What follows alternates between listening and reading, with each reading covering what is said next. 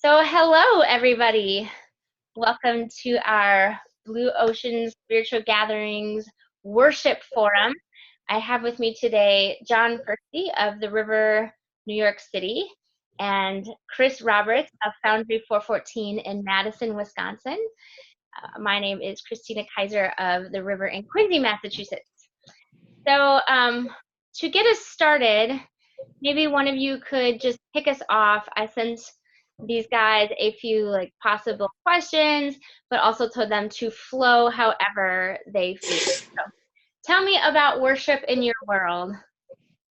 Whoever wants to go first. Chris does. I can see it in his eyes. Worship in my world. Well, I guess in my specific context, in Madison, Wisconsin, worship is kind of evolving and changing from where I personally came from. I started leading worship 20-something years ago in vineyard home groups. And so the songs that I guess started leading worship with were vineyard worship songs that were very much to God and very intimate and personal, and so that would be my roots. Where I am now, I think I'm thinking of, I'm thinking about worship. I'm thinking about singing songs to God, but I'm also thinking about what are songs that people need to hear that maybe has God's voice to us. And so I'm trying to introduce more of that into our worship context. Not that we don't need to say things to God. I think we probably do need to say things to God, but I think there are things that we as individuals need to hear, from the person of God. And, may I be so bold as to say that God could speak to people through art and worship with his own voice. So that's kind of the assumption that I'm working with right now. These are some of the things that I'm thinking about, some changes I'm trying to initiate in my context. Mm-hmm. Mm-hmm. How about you, John? What's your story? I share a lot of that similar background with Chris, and kind of coming up through the ranks as a worship person in that sort of world of vineyard music and intimacy and so forth. I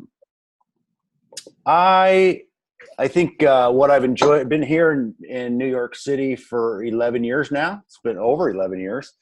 And it's been a really interesting time to think about what worship is and how some of the stuff that served us well back in those other settings doesn't really carry over. And there's some need to figure out how do we express it here. And I always feel like I'm, the world's most reluctant worship leader. I don't, one of the things about that background that we have, and in other, contemporary movements that are real worship focused now, is that there's like this cachet. Worship just is this thing, and it's this glorious moment, and it just in and of itself, you hit a chord and start singing, and there's this thing. It's got its own inherent value. I don't really buy that. I don't really, it doesn't hit me that way, that it's its own thing. I see it as a really important way to connect people in a group setting. I don't know if that makes sense, that when I say it doesn't have this inherent glory, I feel like the movement we came out of, and some of what I see on the horizon today kind of has that sense of like, you just assume everybody's swimming in that same sense of how amazing this is. Maybe it's the New York mentality that says, this needs to be practical and pragmatic, and why are we doing this, and what am I supposed to get out of this? So I think those are actually some pretty good questions. I guess what I'm saying is that the assumptions that have typically gone on with worship music in churches, there's a load of presumed ideas that people have about that I think we've just by necessity of being here had to really think about why do we do this? Why are we assuming things are this way or people are going to connect in this way? And it's led to some interesting places. Yeah. What I would say that the first thing that comes to my mind is, at least the way we've been doing it here for the last decade, is that we really start with a sermon. The message is in our world is kind of the starting point. Like for me, when it comes to planning worship and thinking about it, what are we going to do on Sunday? I almost always, if at all possible, I really want to know what the main thrust of the morning is going to be. And so everything I do is almost always going to be based on knowing what that main content of the sermon is going to be, what the punch is going to be, what the themes or topics. And then I'm choosing music and not just music, but expressions that either really set that up or kind of flow out of that main message. And so that's been a new way of thinking, as opposed to that idea. It's like, it doesn't matter what the message is going to be, just sing some songs to God and it's all going to be good. I don't think that works very well anymore, or at least in our context here. So the sermon driven has really been something I think that's been good for us. Still a big part of what we do. And when you say it doesn't work in our context, what does that look like? What does not working look like?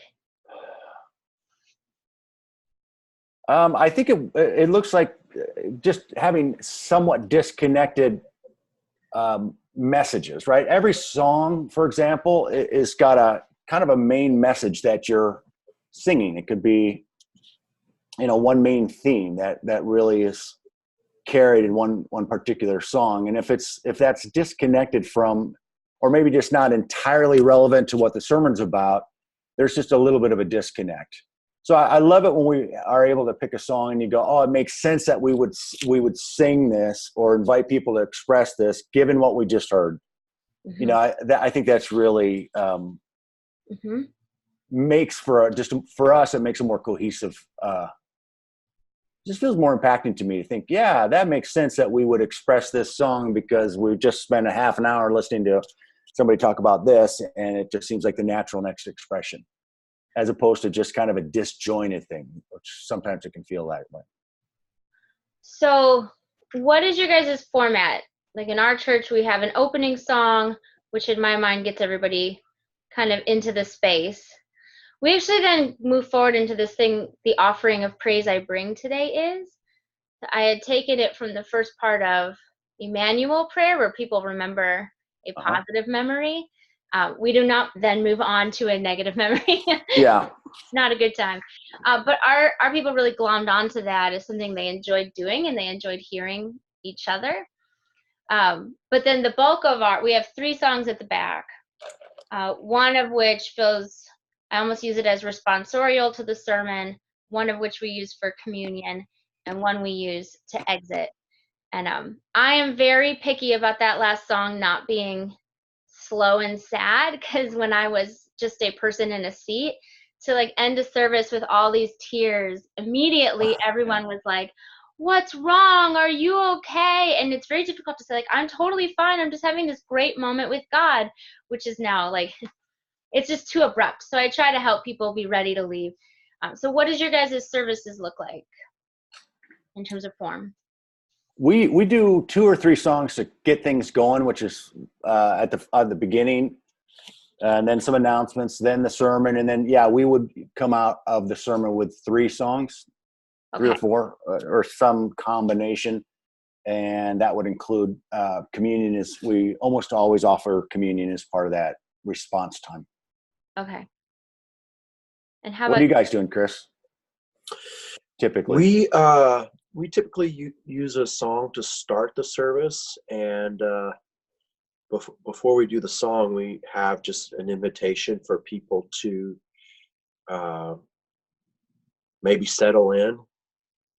They're coming in from all kinds of various experiences, and we hope that this is an experience that they can connect with God. And so we use the song as a way to settle people in. And then we have the sermon after that. And, we have about a 20 to 25 minute sermon.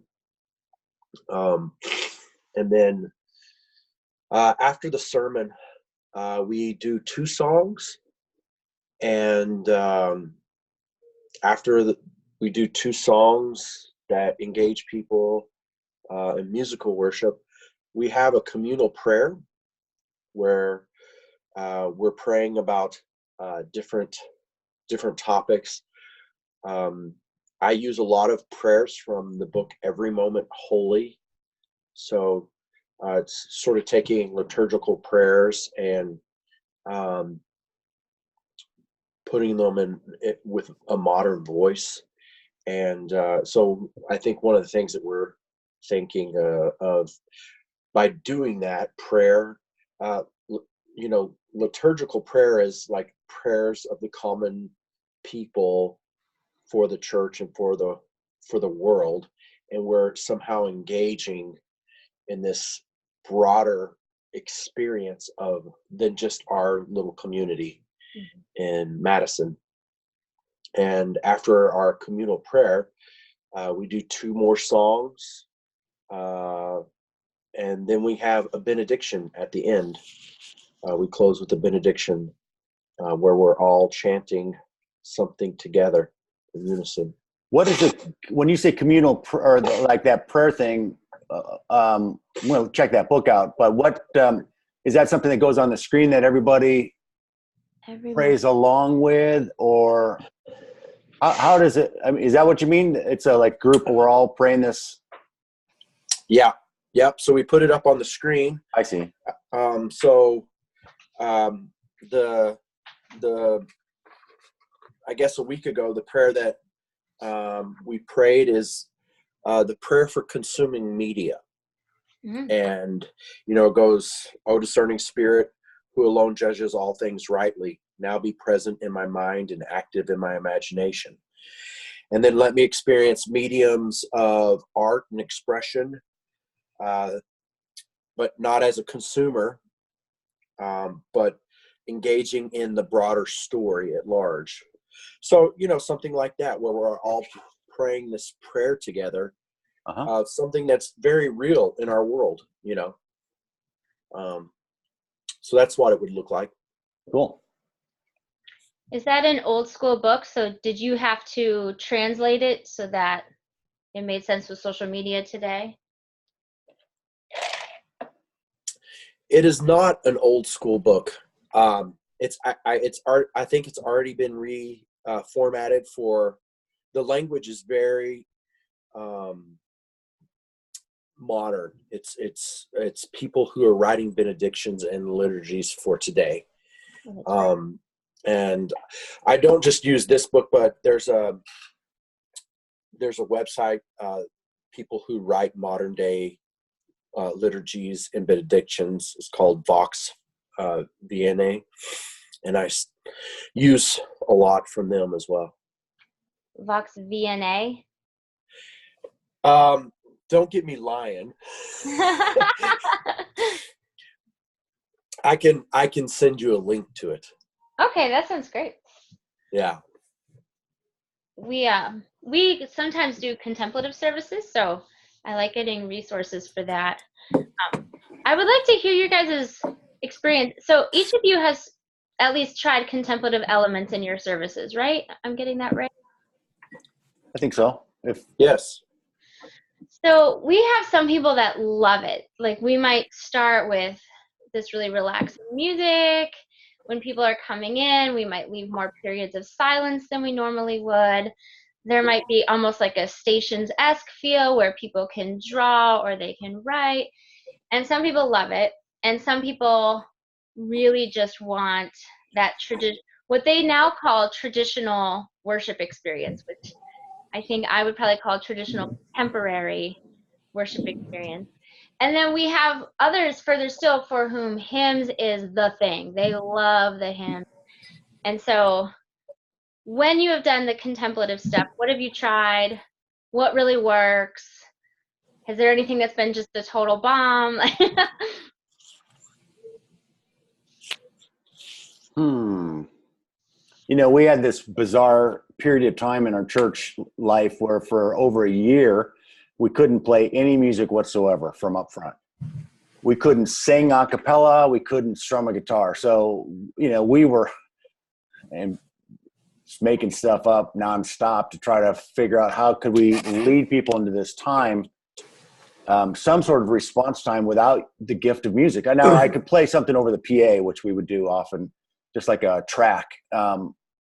That was it. That was probably our contemplative mode. And the stillness that was generally part of that, and then just the quietness of it was really nice. And generally, I think people do appreciate an opportunity to have that quietness, stillness. Pretty much anything that leaves that kind of room is seems to be pretty well received. Uh-huh. Yeah. I would say we've tried contemplative stuff, and I think for us, we view it as exposure. Like it's exposing people to a way of being and a way of engaging with God. And it's some people's cup of tea, and other people would say, I really liked the community part of the service that day, or I liked, you know, chatting over coffee and something other than that. Maybe it didn't hit them right. But I think, you know, we're fortunate our folks are willing to experiment. We have a very experimental group, and I know that isn't the case for everybody. But we've really been able to foster that and cultivate that, and so our people are pretty up for whatever. So it's gone over well, but again, it's some people's cup of tea, and other people are like, it wasn't bad, but it wasn't my favorite. I do have people who will, some of like my strongest naysayers are people who would identify, for instance, as like ADHD, trouble being still. And so we've been trying to address that because stillness, it turns out, looks like a lot of different things. Do you guys deal with that at all? Do you have people that are sort of fearful of what it would be like if stillness was required? Well, Barbara Holmes has a really interesting talk, a video off of Work of the People that talks about contemplative prayer and stillness. And she says you don't necessarily have to be still, and you don't necessarily have to be quiet. And I don't know. I find that to be a helpful resource, because what we think of as being contemplative, you know, the traditional sense of contemplative, you know, you're doing centering prayer where you're quiet for 20 minutes a day. I think people are starting to rethink that. You know, can you be contemplative in community? And you know, there are people out there that are saying, definitely, you could definitely be contemplative and have a stillness of heart, a stillness of spirit, but yet maybe be doing something with your body. Right. Yeah, Roar had a blog post that came out a while back, and he talked about the African sort of dancing communal tradition of being just as contemplative. I found that very eye-opening to be like, actually, even all this stuff that I'm now calling traditional worship, like contemporary traditional, that is kind of its own form of contemplative. But does that seem, just because I said it doesn't make it true, does that seem true to others, or would you put it in its own box? I just see it all as tools, right? I think what we try to do are offer a variety of spiritual tools, spiritual practices that people can try. And that kind of brings me to what I think is maybe the most important thing I do doesn't involve any music. It involves it involves a setup.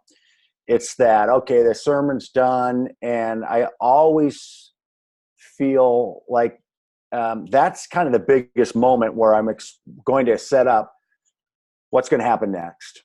And so why are we going to play these songs? What's going to happen with communion? What's going to happen with the prayer team? And what is this? And it's not just like thinking seeker sensitive, although that obviously is part of it, is explaining this worship time for people who don't have a grid. But it's, if I'm on my game, it's more than that. I'm finding a fresh way to engage people who've been around forever to go, oh yeah, this is a good idea for us to try this, to do this, and have some idea of what am I supposed to get out of this time. And so that part of that spiel for us is always pretty much always some sort of deal. Like, we want to give you a couple different ways that you can connect right now to God. Everybody's wired differently. Some people love to sing. Some of you maybe don't.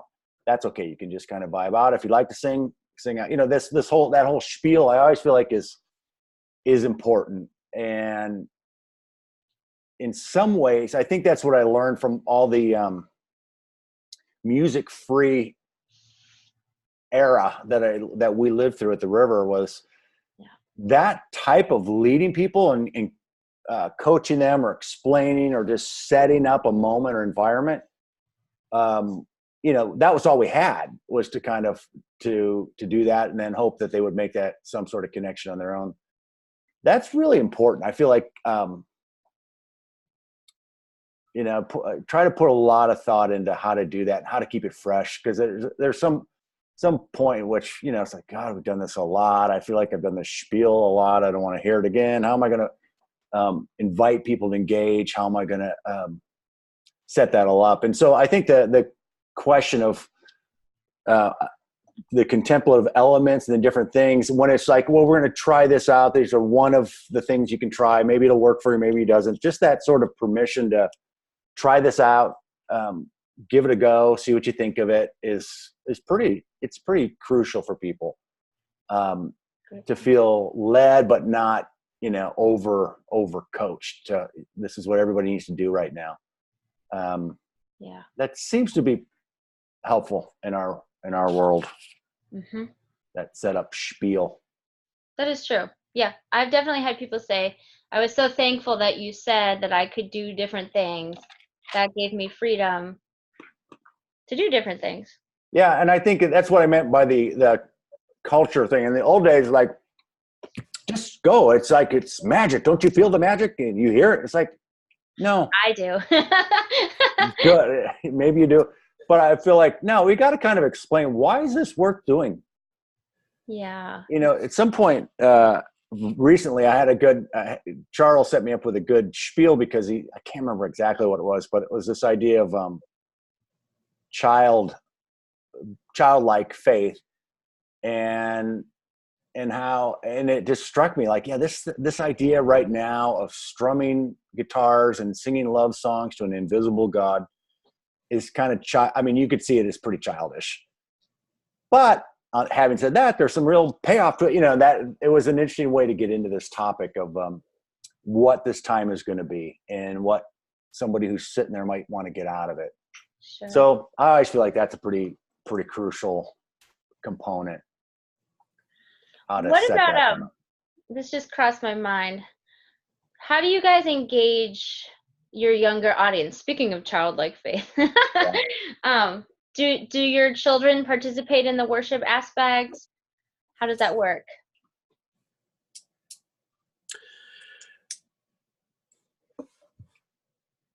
Well, in Madison, we do have elements where the children come and are a part of the service. We're kind of in a weird space right now. Our building is being remodeled, but when it's finished, hopefully second week in November, we're going to have the children with us for the first song. of That's cool. every Sunday. And I think more broadly than that, I think the way to get them involved is to like put them on the worship team, you know. And we try to foster music, we try to foster worship, and so, you know, we have certain spaces in our calendar year where, you know, there's special times, and we've had some kids who are just starting out on the violin play a song, and we've had other kids join us playing their instrument for certain songs. And I think, you know, Cool. I think a lot of people talk about the quality of worship. You know, you want to maintain a certain quality, but I think everybody's real forgiving if you invite a child up or a kid up for one segment of a service. You know, I think people think it's cute, but you're also saying we value kids, we value them being a part of this musical worship experience. And so that's one of the ways that we've incorporated kids. I'm sure there's a lot of other ways that I would be interested to know about as well. Yeah. But we've been doing a thing since we kind of rejiggered our staff over the last year, where once a month we're doing brunch church, which I think is something similar to, we call it brunch church, but it sounds like what you guys do periodically too, Chris, where it's family, everybody's together, the kids are in there. And so that has been a really nice way. You know, there's all kinds of challenges involved in that, but it's been a nice way to kind of begin involving these kids. And so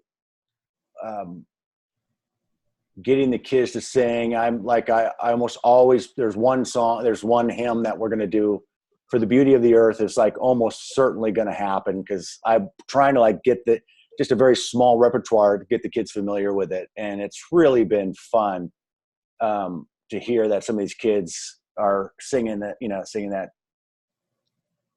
chorus at home, and it's starting to sink in a little bit. So there's a kind of the beauty of repetition. And I think pretty hard about, like, man, if that's the case, then what are those songs that I would like to kind of that everybody gets familiar with, that the kids especially. And that's been an interesting question to think about. So that's why, like, there's just a couple songs, like those are probably going to happen at a brunch church, because they're fun and beautiful, and they really kind of capture a nice message. Mm-hmm. And then our teenagers come in at the end of the service. Typically, our youth group will come up, and they like to sit right up front. And that's been great. They're great kids. And I just recently went down and talked to the youth group, so that just to hang out with them. And I think that's probably going to help build connection, because they always see me up doing the big church stuff, and just try to make some personal connection with the kids individually. So it makes them more apt to kind of go along with this stuff I'm inviting everybody to do when we're doing the worship segment. Mm-hmm. Yeah, you guys both know we have 4 kids, ranging from age a lot of kids, 11, so many. And Dominic and I both have to do worship, so they're around. We only rehearse Sunday morning. The adult vocal team will rehearse on a Monday night every 3 weeks, but there's very little rehearsal. So I have figured out, even if my kids are playing, they've learned the songs. So the baby will be singing, like, that's nice. God, Savior, God, Healer. It's sometimes the words aren't quite, like, he's made them up, but they're hysterical. But if he really likes the song during worship, he'll go sit on the drum kit and try to play. So we did actually try to let him play on a Sunday, but he was very shy with all the people once they were actually around. But I've sort of wondered, could we give kids, some sort of thing, and if they all had the opportunity to hit that thing on the beat, because our kids stay in for all the songs 2 out of 3 Sundays. Some of the songs are wordy, so that's like my middle two kind of look around and aren't very engaged. My oldest sings on the kids worship team, so, and she's fine with it. She can handle it. But I've sort of wondered, is there more that I could do to help them foster even just rhythm, right? Like, okay, you guys get to hold the rhythm for a song or something. But maybe egg shakers? I don't know. It has to be cost effective. That's the thing. Yeah, that might be a good idea. Yeah. Like a djembe for everybody. That's too expensive. I can't do it. No tambourines. Absolutely, no tambourines. Outlawed. Well, I tell you, when you're thinking about the kids, that brings up my probably my number one concern when in worship world is the language. Yeah. And sometimes when you're thinking of like getting kids to sing certain songs, it gives you a kind of a fresh way to hear or see certain lyrics and go, do I really want my kids singing that? Right. Yeah. And that's probably my biggest observation of the worship world, and probably what I spend most time thinking about are the actual words we're choosing to put in people's mouths. Because we all know that's probably, it's just, they're so sticky. A song and a melody with the words is such a big deal that I spent a lot of time looking at our lyrics, and so much of the current batch of popular worship music is kind of not really in sync with what we would probably call blue ocean faith or centered set faith. It's loaded with phrases and language that are just kind of unscrutinized, in my opinion. They're just kind of, yeah, that sounds right. Let's just sing that. It's got a great feel to it. And it's like, God, I think we should be. So I was looking through my repertoire. I think there's about 100 songs on our list right now that we would choose from. And I'll bet you 30-40% of them I've tweaked lyrics and just rewritten stuff or have carefully massaged the song so that we're not singing stuff that I just don't want to. I wouldn't want a 5-year-old singing my sin was great, your love was great. I was just thinking this last week we did. So I think, my pet peeve is I think a lot of contemporary Christian worship music is kind of wallowing. There's a lot of wallowing, and I'm a big wallower myself. So it's like, I got to be careful that I'm not like moping out and going. I think so much of the content is essentially, I am such a awful person, but you love me anyway. And I think, I think that message has got to change. And so I think it serves us well to really scrutinize words and songs and think hard about, would I really want a 7-year-old saying that? The classic example, right? Probably everybody has done this, is in Christ alone. Remember that whole big deal where, and on the cross as Jesus died, the wrath of God was satisfied, right? And then so somebody said, that sucks. That's nobody many of us are not into the penal substitutionary atonement. So what if we change it to the love of God was magnified, right? Yeah, we've changed that lyric. Yeah, somebody rewrote it and took took that out, and it's a huge difference. Yeah. One time when I preached, I explained that and why we did it and compared it to, and but the point is, I think those are low. They're all over these songs that we're singing. Yeah. Little statements like that where you go, actually, that's really not. It sounds cool, and it's a beautiful moment in a song, but man, it's not really something I want to reinforce. other little statements that show up in songs. So yeah. that's a big deal to me. Chris, you seem to resonate. What's going on in your head? Well, I totally agree with John. Like I'm very unsatisfied with what's coming out of our faith culture right now, music wise. And there are certainly some songs that are coming out that some people need to sing. But I'm thinking about moving forward in faith, like as you progress in your faith, we're all at different stages of our faith journey. And the things that you need to say are different in the different stages. And so I think a lot about that. Like, okay, so we have lots of people that are further along in their faith journey. What do they need to say to God? And so, I definitely try to stay away from, the penal substitutionary atonement type language that seems to be in almost every song that's being written out there. God took our place because we're so awful. And I'm having a hard time coming up with some new music, but I'm looking at music that talks about the cosmic Christ, the universal Christ, not Christ as Jesus's last name, Christ.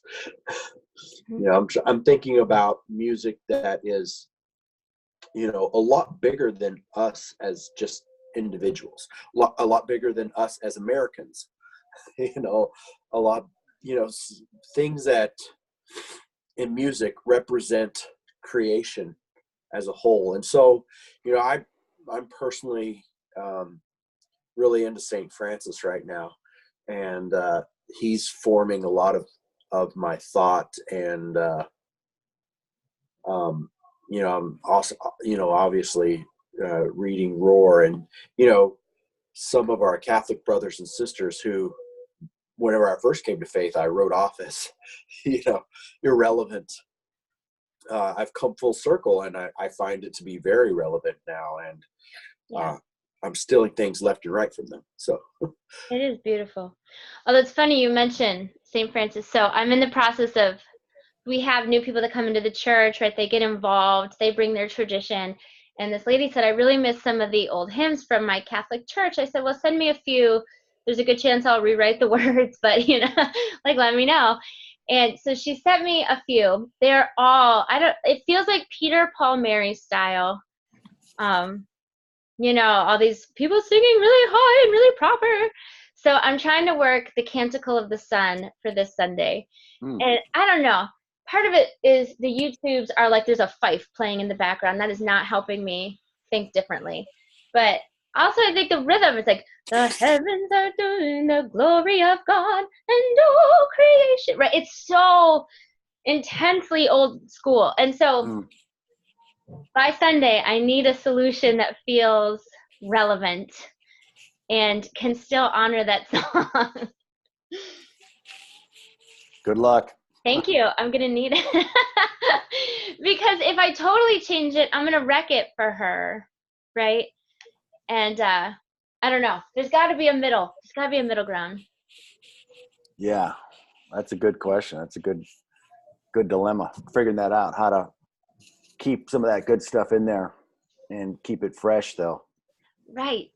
That's I feel like if we all got in a room together, we would come out with the greatest version, just start playing. Actually, we loaned out our space to this other church. They were holding a prayer meeting for their church, and they weren't going to use any slides for music. I was like, your people just know all the words. I figured it out. They were only using the choruses. That's how they were managing to everybody could know the words. But they would do this thing that we used to do a lot, and I haven't done a lot lately, which is they would just break out into spontaneous song. Like the guy's playing his guitar, he's doing whatever, and people just sing whatever. So I thought, I loved that. I want to go back and do that some more. so I left space, and then I realized our church has no idea how to do that. Like, they're just watching me. So it is sort of, some of these skills are learned skills. You have to teach them. So I don't know. But I kind of missed that, I realized. I missed the whole, just sing any old prayer. Like, this is open time. Don't worry about what's on the screen. We'll make a lot of noise up here so that you can be, and by a lot of noise, we have like the piano and the guitar. We don't have a full band right now. So we'll make a lot of noise in our context, right? Chris, what's your configuration look like typically nowadays? Like, who's playing what? Well, as of last week, we did have 3 people who could either play drums or percussion, and now we're down to 1 because of a guy just with his job. He's just traveling a lot. The other guy had some surgery. So because we're not in our main space right now, we're not moving to our main space. We're keeping it pretty simple, where it's just acoustic guitar and some keyboard. I'm very fortunate. We're blessed for the size of our church. It seems like more than 70% of them are musicians and musically inclined. So there's lots of people that are really into worship, and which is great because it's helping us. I think, the more voices that you can get to speak to,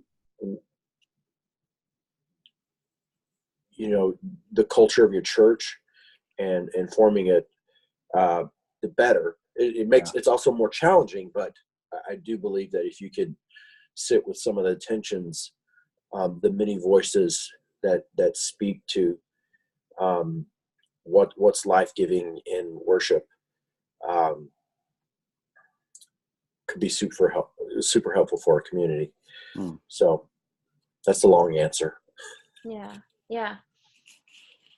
And do you have a full band right now, John? Or No, more times than not, it's going to be a couple guitars, a keys, and maybe some percussion, and and some singers. If it's that would be full. More times than not, it's probably pure acoustic and pretty heavy on the vocals. Got some good singers, but I think that I think it's important to kind of be, as much as I would like to rock, because I likes to rock. I think it's I kind of don't mind that we're not doing a full band, because I just don't want to go. I don't want to be compared. I don't want people to misunderstand that we're doing the thing that's happening at Hillsong or something that's a big deal here. It's like, we're not. It's not. It's better to be obviously differentiated. Even though I would prefer to, steal any cool stuff I can come up with, but so we're kind of stripped down. And again, I learned that that year. I'm telling you guys, can you imagine a year with no music, and you got to figure out how to lead people in a worship time? right. Then one of the realities was, I realized, God, we were on a hamster wheel. That another Sunday and another band and another set of songs, and then it wasn't until we were forced out of it that we realized, God, we were really kind of in a loop there, and it can be much, much simpler and still pretty great. We had a lot of people who were like, you know what, I kind of like it without the music. It's that was humbling and good to hear too. At the same time, like, there's nothing magical about the music. However, man, was it nice to get back and just, hit a G chord, and it's a lovely thing when you can do it. But I constantly remind myself now, like, you know what? We were able to survive and in some ways kind of thrive without depending on songs. It's went beyond that. It was a really hard lesson to learn, and it's kind of an easy one to forget. because it feels like a short circuit. Just go, well, let me just pick 3 or 4 cool songs that I like and that are saying some good stuff, and we'll just call that worship. And sometimes that is, but I have to remind myself what we learn. Like, you know what, it can be way bigger and different and less driven. I think that here's the thing that on my mind, I wonder what you guys think, is that all of this, even if it's stripped down and language has been worked out and we're like the theology of it, but it's still like driven from front, right? And maybe it's acoustic and it's just a little bit, but we're still like providing the music. And so I've been curious about this thing I saw once at a Blue Ocean conference, and I stumbled across it again online somewhere about community singing, where it's like the only music that's happening is basically a cappella singing, but little rounds and little coaching. Do you remember that one? It was right before Phyllis Tickle talked at Ann Arbor. And some woman came out and led in this match. She had this side, you guys sing this, just some little, nobody had heard it. This whole notion of paperless singing. There's no slides, there's no instruments, there's no screen. I'll teach you this. Sing this with me. Peace, something, some little simple deal. Okay, now keep that going, and then we'll bring in another part. And I think there's something there. I haven't, frankly, had the guts to figure out how to do that. But I kind of love the idea of the music and the worship is actually coming from the people, not from the stage. Even though we're very deconstructed and it's anything but the big production thing. It's not that anyway, but it's still like we put it out there and hope you'll participate, as opposed to, if you guys don't sing this, there is no worship. I mean, it's us together in the room, no microphones, no nothing. I think I'm saying all this aspirationally. I have not really done it, but I feel like there's something there for us. Music that makes community. That's exactly it. Yeah. Yeah. So you become a facilitator, right? Yeah. Music that makes community. That's the website I got pinned, and I've been going through it and looking at songs and thinking, could I really pull this off? And it feels like what will probably be a really good risk to take to try to figure that out. Have you done any of that, Chris? Very little. Probably more out of, that isn't my context. That isn't what I have come from. But I've had the privilege of worshiping with Episcopal brothers and sisters, and that's very much part of their world.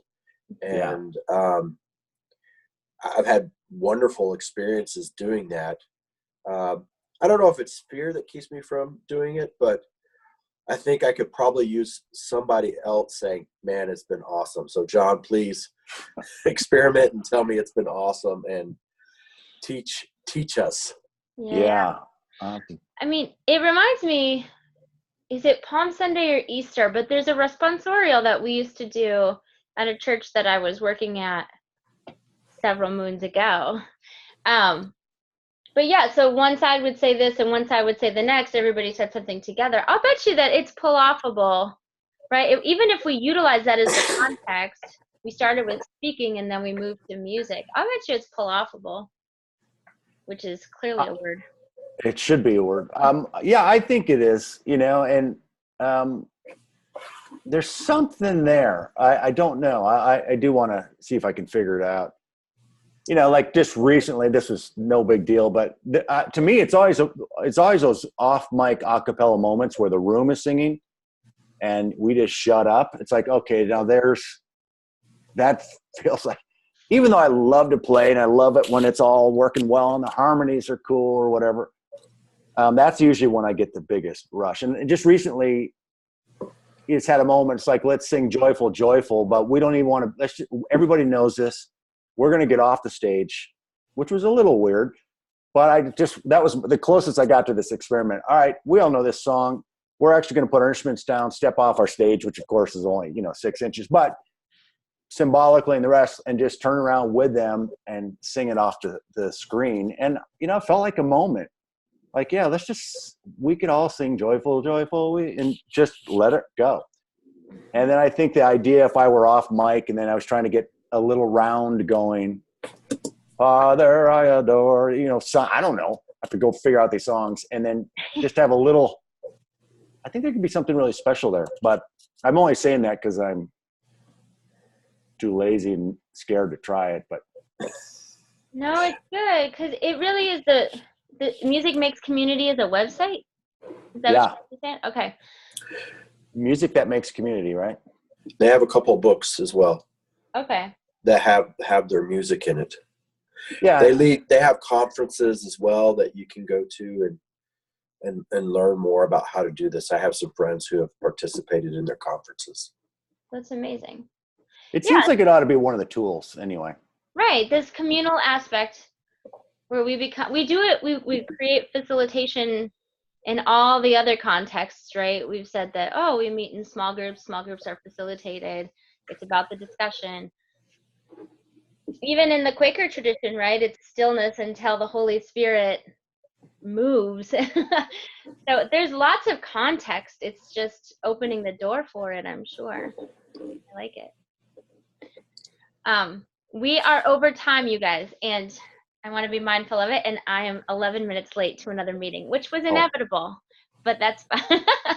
The good news is I am just listening in on that meeting. But thank you so much for joining me. And lovely chat. Yes, I really appreciate it. I've written a few things down. So I will put this out to the world, and if there are ways in which you guys think, this could be helpful to have a conversation about X, Y, or Z, let's do it. I'm happy to facilitate that and make it happen. So Groovy. Thanks, Kristina. Thank you, guys. Yeah, have a great week. You too. Fun in Madison. Thanks. It's good seeing you, John. You too. Bye.